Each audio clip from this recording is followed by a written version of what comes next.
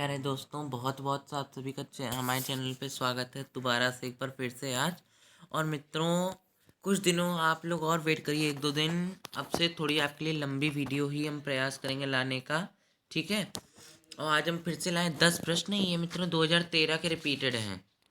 2013 के repeated question हैं और आज हम आप सभी के लिए लाए हैं। आप इनको रट लीजिए, ऐसे रटिए कि आपसे आज से 2 साल बाद भी आपको याद रहने चाहिए, ठीक है। और आपके अंदर बहुत ही उत्साह रहना चाहिए। पेपर देने जाइए, लगे ना किसी को कि आप पेपर देने जा रहे हो। इस तरह से जाइए कि हाँ, हमारा एग्ज़ाम क्वालिफाई ही होगा, हम क्वालिफाई करके ही आएंगे, अपनी मार्कशीट में लिखवा कर आएंगे कि हाँ आज हम क्वालिफाई हो जाएंगे, ठीक है। तो चलिए स्टार्ट करते हैं इसी एक नए मोटिवेशन के साथ अपने चैनल पे। हिंदी साहित्य के प्रथम इतिहासकार कौन हैं? हिंदी साहित्य के प्रथम इतिहासकार कौन हैं? George Grierson, Ramchandra Shukla, Shiv Singh Sengar, गारसा दत्तासी। ठीक है, तो हम आपको मित्रों बताना चाहेंगे कि हिंदी साहित्य के प्रथम इतिहासकार फ्रेंच विद्वान गारसा दत्तासी हैं। इन्होंने फ्रेंच भाषा में इत्सवार दला ठीक है नामक इतिहास ग्रंथ लिखा, जिसका प्रथम भाग तथा द्वितीय भाग 1847 ईस्वी में प्रकाशित हुआ, ठीक है। तो पहला प्रश्न हमने बता दिया आपको। थोड़ा सा हम एक्स्ट्रा ऑर्डिनरी इंफॉर्मेशन भी आप सभी को देते रहते हैं, ठीक है, ताकि आप सभी का उत्साह भी बढ़ता रहे और आपको एक्स्ट्रा भी चीज़ें पता लगती रहें।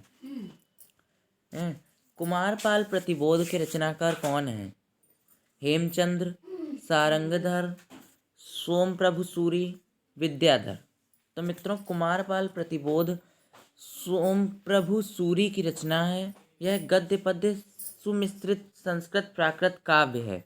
कुमारपाल रचित चरित नामक प्राकृत काव्य हेमचंद्र का है, ठीक है। आगे बढ़ते हैं। इनमें से कौन नागरी प्रचारिणी सभा के संस्थापकों में नहीं है? अब यहाँ पे मित्र बहुत सारे हमारे कंफ्यूज हो जाते हैं कि वो लोग होने वाले पर टिक करते हैं, ठीक है। होने वाले की बजाय आप लोग पहले प्रश्न को ध्यान से पढ़िए। पहले तो आना ना आना वो सेकंड आपकी बात है, दूसरी बात है, लेकिन पहले आपका जो फर्ज बनता है कि आप प्रश्न को ठीक से पढ़ें। रीडिंग ऑफ क्वेश्चन आप सभी का सबसे फर्स्ट स्टेप होना चाहिए एग्जाम क्वेश्चन पेपर आपके पास आने के बाद, ठीक है। तो राम नारायण मिश्र, श्याम सुंदर दास, रामचंद्र शुक्ल, ठाकुर शिव कुमार सिंह। तो मित्रों, नागरी प्रचारिणी सभा की स्थापना 1893 ईस्वी में की गई थी। इसके संस्थापक सदस्यों में मुख्यतः 3 राम नारायण मिश्र, श्याम सुंदर दास तथा ठाकुर शिव कुमार सिंह थे। रामचंद्र शुक्ल इसमें सम्मिलित नहीं थे, ठीक है। इनमें से कौन वैष्णव भक्ति का आचार्य नहीं है? ठीक है, शंकराचार्य, रामानुजाचार्य, वल्लभाचार्य, मध्वाचार्य। तो मित्रों, शंकराचार्य वैष्णव भक्त आचार्य नहीं थे। ऑप्शन नंबर 1 करेक्ट हो जाएगा। इन्होंने ज्ञान और भक्ति तथा निर्गुण और सगुण का विरोध करते हुए निर्गुण ब्रह्म से ही ज्ञान को संबद्ध किया।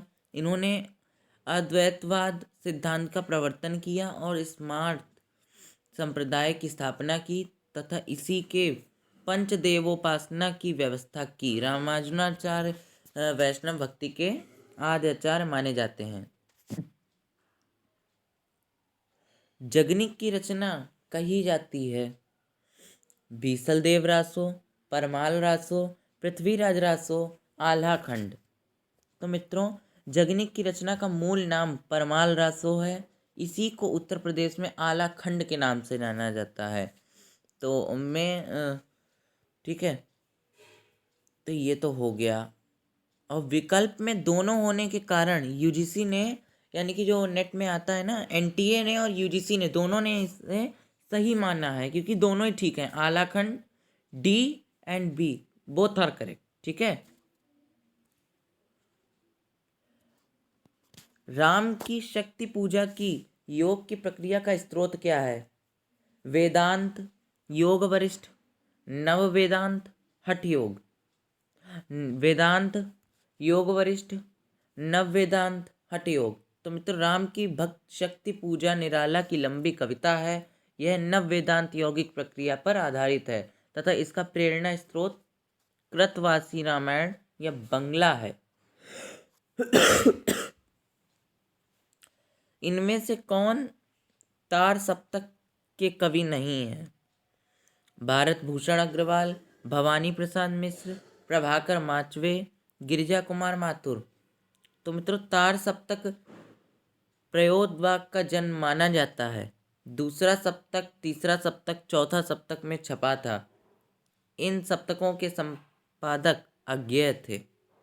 ठीक है, भवानी प्रसाद मिश्र दूसरे सप्तक के कवि हैं, जबकि अन्य सभी तार सप्तक के कवि हैं।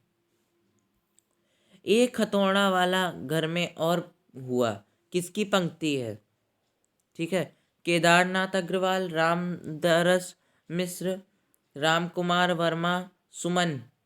तो मित्रों केदारनाथ अग्रवाल प्रगतिवाद के प्रमुख कवि हैं। एक हथौड़ा वाला घर में और हुआ, आज नदी बिल्कुल उदास थी, इनकी पंक्तियां हैं तथा इनकी प्रमुख काव्य कृतियां इस प्रकार हैं। युग की गंगा, नींद नींद के बादल, फूल नहीं रंग बोलते हैं इत्यादि।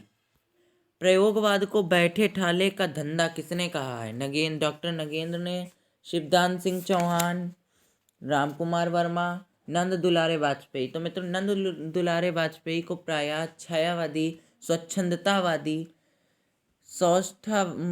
सौष्ठववादी, रसवादी तथा आध्यात्मवादी समीक्षक कहा जाता है।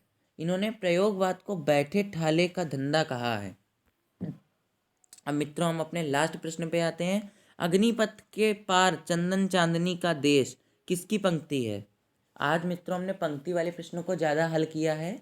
ठीक है, क्योंकि ये भी बहुत पूछे जाते हैं और प्रत्येक प्रश्न आप मित्रों 2 नंबर का है, तो हम नहीं चाहते आप सभी के मार्क्स डिडक्ट हों जल्दी। तो मित्रों हरिवंश राय बच्चन, महादेवी वर्मा, राम नरेश त्रिपाठी या नरेंद्र वर्मा। तो मित्रों ये मित्रों पंक्ति है महादेवी वर्मा जी की। ठीक है, और मित्रों आज के लिए इतना ही।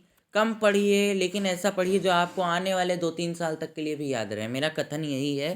तो मित्रों आज के लिए इतना ही, और जो भी लोग चैनल पे नए कृपया कर चैनल को सब्सक्राइब करना ना भूलें और साथ ही बेल आइकन को प्रेस करना ना भूलें, जिससे कि आप सभी को हमारी नोटिफिकेशन सबसे पहले मिलेंगी। चलिए आज के लिए मित्रों बाय बाय।